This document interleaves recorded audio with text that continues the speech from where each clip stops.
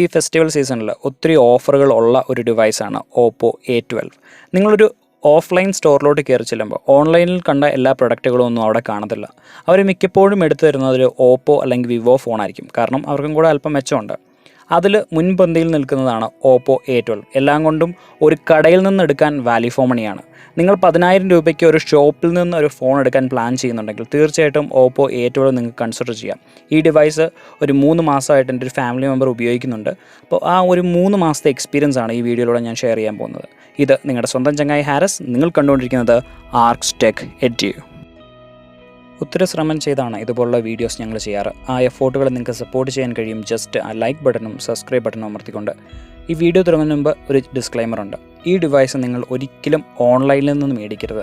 ഓൺലൈനിൽ നിന്നാണ് മേടിക്കാൻ പ്ലാനെങ്കിൽ നിങ്ങൾക്ക് റെഡ്മി 9 Pro ഉണ്ട്, അതുപോലെ വാല്യൂ ഫോർ മണി ആയിട്ടുള്ള മറ്റ് ഡിവൈസുകളുണ്ട്. ഇത് തീർത്തും കടകളിൽ നിന്ന് ഫോൺ എടുക്കാൻ പ്ലാൻ ചെയ്യുന്നവർക്കുള്ളൊരു വീഡിയോ ആണ്.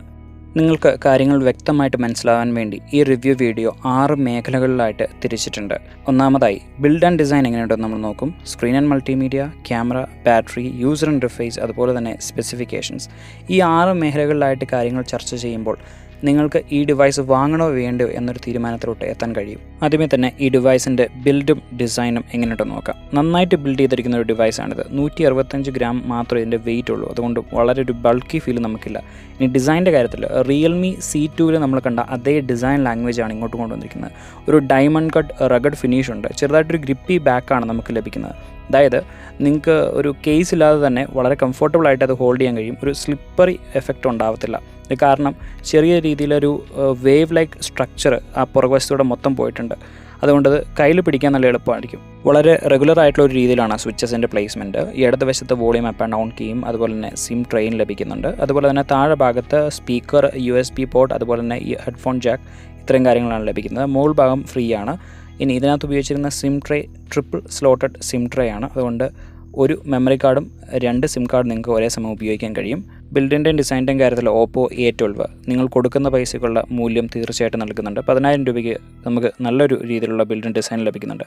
അടുത്ത സെഗ്മെൻറ്റിലോട്ട് പോകാം. Screen and multimedia. Oppo A12 6.22 inch 720p കാറ്റഗറിയിൽ വരുന്ന ഒരു ഡിസ്പ്ലേ ആണ് ഉപയോഗിച്ചിരിക്കുന്നത്. കോർണിംഗ് ഗൊറില്ല ഗ്ലാസ് ഉപയോഗിച്ച് ഇത് പ്രൊട്ടക്റ്റഡും കൂടെയാണ്.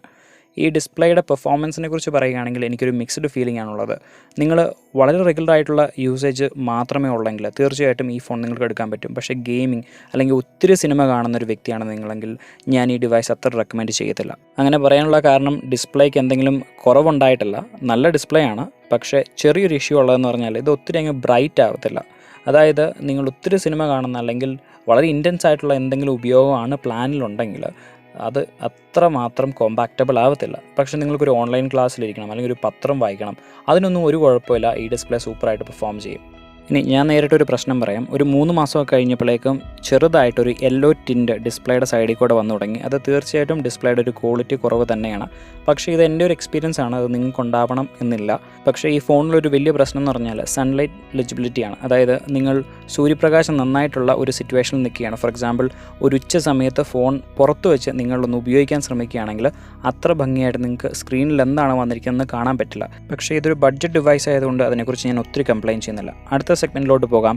ക്യാമറാസ്. ഈ ഡിവൈസിന് 2 ക്യാമറാസാണ് പിൻവശത്ത് ലഭിക്കുന്നത്. ഇപ്പോഴത്തെ ട്രെൻഡ് പോലെ 4-5 ക്യാമറാസ് ഒന്നുമില്ല. 13 മെഗാ പിക്സൽ പ്രൈമറി ക്യാമറയും 2 മെഗാ പിക്സൽ ഡെപ്ത് സെൻസറുമാണ് ഈ ഡിവൈസിന് ലഭിക്കുന്നത്. ഇനി സെൽഫി പർപ്പസിനായിട്ട് 5 മെഗാ പിക്സൽ f2.0 ക്യാമറയാണ് ലഭിക്കുന്നത്. ഇതിൻ്റെ പെർഫോമൻസിനെ കുറിച്ച് ഞാൻ പറയാം. അതിന് മുമ്പേ ഇതിൻ്റെ ക്യാമറ സോഫ്റ്റ്വെയർ എന്ന് പറഞ്ഞാൽ വളരെ സിമ്പിളാണ്. റിയൽമി UI നിങ്ങൾ കാണുന്ന ഒരു ക്യാമറ UI തന്നെയാണ്. വളരെ സിമ്പിളാണ്, ആർക്കും ഉപയോഗിക്കാം. അതായത് ഏത് കൊച്ചു കുഞ്ഞിനും ഇത് വളരെ എഫോർട്ട്ലെസ് ആയിട്ട് ഹാൻഡിൽ ചെയ്യാം. ഒത്തിരി ഓപ്ഷൻസ് ഒന്നുമില്ല, സിമ്പിളാണ്. ഇനി പെർഫോമൻസിൻ്റെ കാര്യത്തിൽ അടിപൊളി എന്ന് ഞാൻ തീർച്ചയായിട്ടും പറയും. ഈ ഒരു ബഡ്ജറ്റിൽ മോട്ടോ G8 പവർ ലൈറ്റിനേക്കാളും നന്നായിട്ട് ഈ ഡിവൈസ് പെർഫോം ചെയ്തിട്ടുണ്ട്. ക്യാമറാസ് എനിക്ക് ഒത്തിരി ഇഷ്ടമുള്ളൊരു കാര്യമാണ്. അതുകൊണ്ട് തന്നെ ഞാൻ ശരിക്കും ഒന്ന് ടെസ്റ്റ് ചെയ്ത് നോക്കി. നന്നായിട്ട് ഇത് പെർഫോം ചെയ്യുന്നുണ്ട്. സ്റ്റിൽസിൻ്റെ കാര്യത്തിലാണ് ഏറ്റവും നന്നായിട്ട് ഇത് പെർഫോം ചെയ്യുന്നത്. സൂം ഷോട്ട്സ് അടിപൊളിയായിട്ട് വരുന്നുണ്ട്. നേരത്തെ നിങ്ങൾ കണ്ട ആ പൂവിൻ്റെ സൂം ഷോട്ടാണിത്. ഇത് 2x സൂമാണ് ഉപയോഗിച്ചിരിക്കുന്നത്. അത്യാവശ്യം ഡീറ്റെയിൽ ഉണ്ട്. എന്നെ ഞെട്ടിച്ച് കളഞ്ഞത് 5x സൂമിൻ്റെ ഡീറ്റെയിൽ ആണ്. അടിപൊളിയായിട്ട് ഡീറ്റെയിൽസ് പ്രിസർവ് ചെയ്തിട്ടുണ്ട്. ഇനി സെൽഫി ക്യാമറ എങ്ങനെ പെർഫോം ചെയ്യുന്നുണ്ട്? 5 മെഗാ പിക്സലേ ഉള്ളൂ എങ്കിലും അത്യാവശ്യം നല്ല ഡീറ്റെയിൽ ഈ ഡിവൈസിൽ നമുക്ക് ലഭിക്കുന്നുണ്ട്. പോർട്രേറ്റ് മോഡും A12 നന്നായിട്ട് പെർഫോം ചെയ്യുന്നുണ്ട്. എഡ്ജസ് ഒക്കെ ഡിഫൈൻഡ് ആണ്, വെൽ ബാലൻസ്ഡ് ആയിട്ടുള്ള ഒരു ടോൺ മെയിൻറ്റെയിൻ ചെയ്തിട്ടുണ്ട്. ഓവറോൾ പോർട്രേറ്റ് മോഡും നന്നായിട്ട് പെർഫോം ചെയ്തു. വീഡിയോസിൻ്റെ കാര്യത്തിൽ ഇറ്റ് വാസ് ഗുഡ് എന്നേ ഞാൻ പറയത്തുള്ളൂ. സ്റ്റെബിലൈസേഷൻ എന്തായാലും ഈ ബഡ്ജറ്റ് നമുക്ക് പ്രതീക്ഷിക്കാൻ കഴിയില്ല. സ്റ്റെബിലൈസേഷൻ ഇല്ലെങ്കിൽ പോലും അത്യാവശ്യം നല്ല രീതിയിലുള്ള വീഡിയോസ് എടുക്കുന്നുണ്ട്. കളേഴ്സ് എല്ലാം ട്രൂ ആണ്. നാച്ചുറൽ ആയിട്ടുള്ള ഒരു ഫൂട്ടേജ് നമുക്ക് ഇതിൻ്റെ ക്യാമറയിൽ നിന്ന് ലഭിക്കുന്നുണ്ട്. ഇനി ബാറ്ററിയെക്കുറിച്ച് പറയാം. ഇതിൻ്റെ ഒരു വലിയ സ്ട്രോങ് പോയിൻ്റാണ് ബാറ്ററി. ഈ ഡിവൈസിന് 4230 mAh ബാറ്ററി ലഭിക്കുന്നുണ്ട്. ഒരു ഷോപ്പിൽ നിന്ന് നിങ്ങൾക്ക് മേടിക്കാൻ കഴിയുന്ന ഫോണുകളിൽ നല്ല രീതിയിലുള്ള ഒരു ബാറ്ററി സ്പെക്കാണിത്. ഓൺലൈനിൽ Infinix, Tecno, Moto G8 power lite ഇങ്ങനെ ബാറ്ററി സ്പെസിഫിക് ആയിട്ടുള്ള കുറേ ഫോണുകളുണ്ട്. പക്ഷേ നിങ്ങളൊരു കടയിൽ കയറി ചെല്ലുമ്പോഴേക്കും അതുപോലൊരു ഫോൺ കിട്ടണമെന്നില്ല. പക്ഷേ എനിക്ക് കൺസേണിംഗ് ആയിട്ട് തോന്നിയത് ഒരേ ഒരു കാര്യം മാത്രമാണ്, ഇതിൻ്റെ ചാർജർ. ഇതിനൊരു 10 വാട്ട്, അതായത് 5 watts 2 amp ചാർജറാണ് ലഭിക്കുന്നത്. അതിന് അല്പം കൂടെ കപ്പാസിറ്റി ഉണ്ടായിരുന്നെങ്കിൽ എന്ന് ഞാൻ പലപ്പോഴും ആഗ്രഹിച്ചിട്ടുണ്ട്. കാരണം ചാർജ് ആവാനായിട്ട് ഒരു 2-2.5 മണിക്കൂർ സമയം എടുക്കാറുണ്ട്. അടുത്ത സെഗ്മെൻറ്റിലോട്ട് പോകാം. User interface. Oppo A12 ഓപ്പോയുടെ തന്നെ കളർ OS 6.1 ആണ് റൺ ചെയ്യുന്നത്. അത് ബേസ് ചെയ്തിരിക്കുന്ന Android 9 Pieലാണ്. ഇതിന് Android 10 അപ്ഡേറ്റ് കിട്ടുമോയെന്ന് അറിയത്തില്ല, പക്ഷേ റെഗുലറായിട്ട് സെക്യൂരിറ്റി പാച്ചുകൾ കിട്ടുന്നുണ്ട്. ഓവറോൾ യൂസേജ് എങ്ങനെ ഉണ്ടായിരുന്നെന്ന് ചോദിച്ചു കഴിഞ്ഞാൽ ഡേ ടു ഡേ യൂസേജിലൊന്നും വലിയ പ്രശ്നങ്ങളൊന്നുമില്ല. ലാഗോ സ്റ്റട്ടറോ കാര്യങ്ങളൊന്നുമില്ല. ഒത്തിരി സോഫ്റ്റ്വെയർസ് ഇതിനകത്ത് ഇൻസ്റ്റാൾ ചെയ്തിട്ടുണ്ട്. അത്യാവശ്യം ഒരു ഹെവി ഓൺലൈൻ യൂസ് ഉണ്ട്. അതായത് വാട്സപ്പ്, അതുപോലെ തന്നെ പല വീഡിയോ കോളിംഗ് ആപ്പുകളൊക്കെ ഉപയോഗിക്കുന്നുണ്ട്. പക്ഷേ അപ്പോഴൊന്നും വലിയ പ്രശ്നങ്ങളൊന്നുമില്ലാതെ ലാഗുകളില്ലാണ്ട് വർക്ക് ചെയ്യുന്നുണ്ട്. അതുപോലെ തന്നെ ഒത്തിരിയേറെ അഡീഷണൽ ഫീച്ചേഴ്സും നമുക്ക് ഈ ഒരു കളർ OS 6.1 ലഭിക്കുന്നുണ്ട്. യൂസർ എക്സ്പീരിയൻസിനെ ബാധിക്കുന്ന അടുത്ത സെഗ്മെൻറ്റിലോട്ട് പോകാം. ഇതിൻ്റെ കീ ഹാർഡ്വെയർ സ്പെസിഫിക്കേഷനുകൾ എന്തൊക്കെയാണെന്ന് പറയാം. ഈ ഡിവൈസിൽ റൺ ചെയ്യുന്നത് MediaTek Helio P35 എന്ന് പറയുന്ന ഒരു പ്രോസസ്സറാണ്. 2.3 GHz ക്ലോക്ക് ചെയ്തിരിക്കുന്ന 4 കോറുകളും 1.8 GHz ക്ലോക്ക് ചെയ്തിരിക്കുന്ന മറ്റ് 4 കോറുകളുമാണ് ഈ ഡിവൈസിൻ്റെ ഒക്ടാകോർ SoCയെ കംപ്ലീറ്റ് ചെയ്യുന്നത്.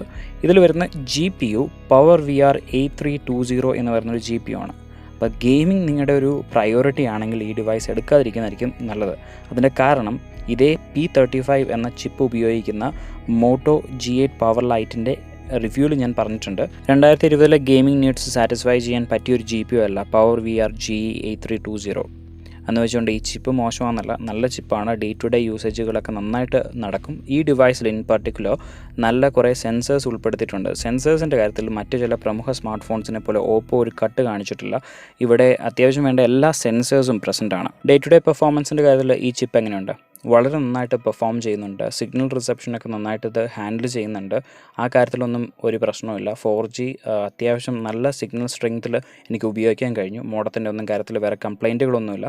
ഇനി നിങ്ങളുടെ യൂസേജ് വളരെ ബേസിക് ആണെങ്കിൽ, ഫോർ എക്സാമ്പിൾ ജസ്റ്റ് പത്രം വായിക്കണം, വാട്സപ്പിൽ കുറച്ച് മെസ്സേജ് അയക്കണം, അല്ലെങ്കിൽ യൂട്യൂബിൽ വീഡിയോ കാണണം, ഓൺലൈൻ ക്ലാസ്സിലിരിക്കണം, അത്രയൊക്കെ ഉണ്ടെങ്കിൽ തീർച്ചയായിട്ടും ഈ ഫോൺ നിങ്ങളുടെ ആ നീഡുകളെല്ലാം സാറ്റിസ്ഫൈ ചെയ്യും. നിങ്ങളൊരു വർക്കിംഗ് പ്രൊഫഷണൽ ആണെങ്കിൽ, അല്ലെങ്കിൽ യാത്ര ചെയ്യുന്നൊരു വ്യക്തിയാണെങ്കിൽ, അല്ലെങ്കിൽ ഓൺലൈൻ ക്ലാസ്സുകളൊക്കെ മാത്രം അറ്റൻഡ് ചെയ്യുന്ന ഒരു സ്റ്റുഡൻ്റ് ആണെങ്കിൽ, ഈ 3 സാഹചര്യത്തിലും ഈ ഡിവൈസ് നന്നായിട്ട് പെർഫോം ചെയ്യും. ഒരു കടയിൽ നിന്ന് ഈ ഡിവൈസ് എടുക്കുന്നതിൽ യാതൊരു പ്രശ്നവുമില്ല. ഞാൻ ഒന്നും കൂടെ വീണ്ടും എടുത്തെടുത്ത് പറയുകയാണ്, കടയിൽ നിന്ന് മാത്രം. ഓൺലൈനിൽ 10,000 രൂപ ബഡ്ജറ്റിൽ ഏറ്റവും ബെസ്റ്റ് Redmi 9 Prime തന്നെയാണ്. അതിൻ്റെ റിവ്യൂ നമ്മൾ ചെയ്തിട്ടുണ്ട്. മുകളിൽ വന്ന കാർട്ടിൽ നിങ്ങൾക്ക് ക്ലിക്ക് ചെയ്തത് കാണാൻ കഴിയും. ഇതുപോലെ പുതിയൊരു വീഡിയോ ആയിട്ട് നാളെ കാണുന്നവരെ, this is your friend Haris signing off now.